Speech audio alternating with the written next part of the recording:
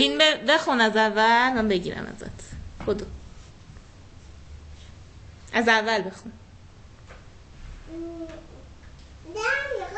مامان نقاشیمو ببین، جایزم یا 20 یا سلافرین.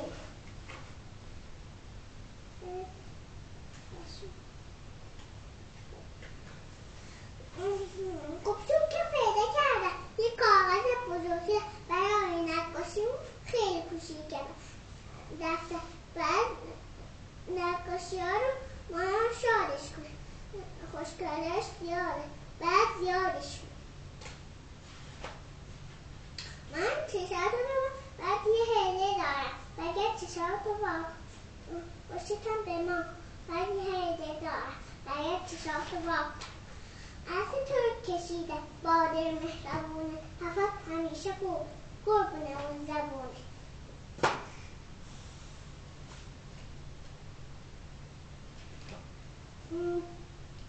دندونای میبینی درد میکنه خراب، الان میگم قصهش تو این کتاب. درست توی خونه تنمشه میبینی، میبینه توی ظرف یه عالم شیرینی.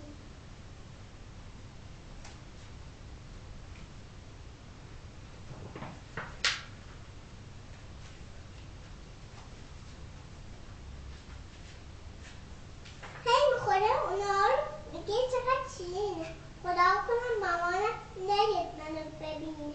بس دیگه میبینی خراب میشه دندون، انقدر نخور شیرینی، من نگرانم برات.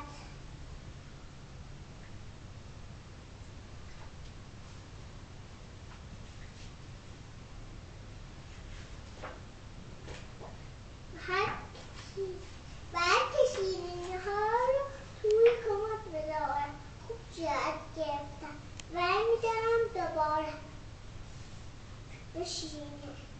شکلات شکلات شکلات شکلات شکلات شکلات. همینجا باش، نباید پشت سرم بیایی.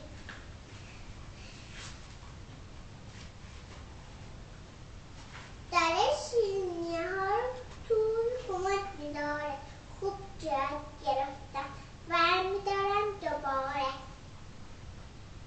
همینجا خوبه، اما از این میبینی صبح غروب بیاده دنبال شیرینی.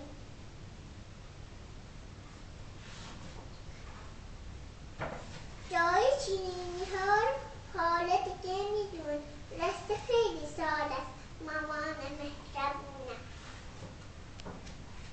چشمامو خوب میبندم مامان منو نمید. وای چرا دندونم دوباره در گرفت. حرف مامان درست بود و این شیرینی سفته.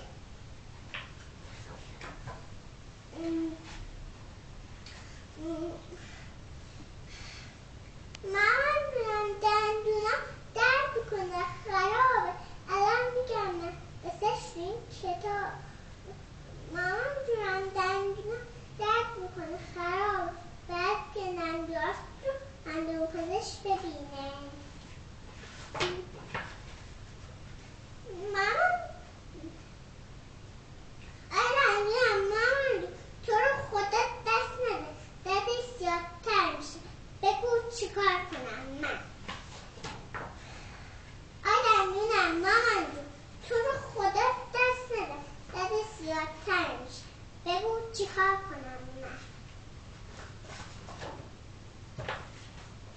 یه دندونت خرابه، بعد که دندونات رو دندون پزشک ببینه. اگه به حرف من گوش بکنی همیشه دندونای قشنگی دیگه خراب نمیشه. باشه مامان گل میدم، کم بخورم شیرین. به حرف مامان گوش میکنی میبینی.